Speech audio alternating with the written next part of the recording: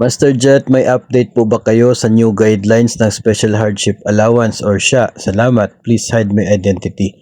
Nabanggit ko na po ito before, pero sige po, no, babalikan po natin, uulitin po natin.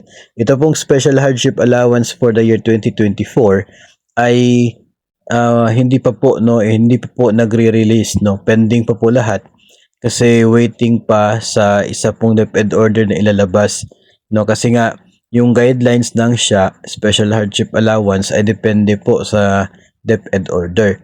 Meron pong DepEd order number 39 series of 2021. Yun po yung naglalaman ng guidelines for SHA for the year 2021 to 2023. Every 3 years kasi nagbabago yung listahan ng mga eligible schools na meron pong hardship post.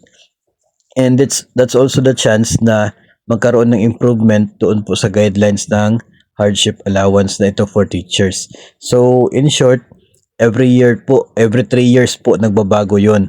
So, for the year 2024 hanggang 2027, hihintayin po natin yung paglabas ng bago pong DepEd order na siya pong maglalaman ng guidelines. Hanggat wala pa pong DepEd order na ilalabas, ay mananatili po na nakapending pa muna yung mga claims for special hardship allowance for the year 2024.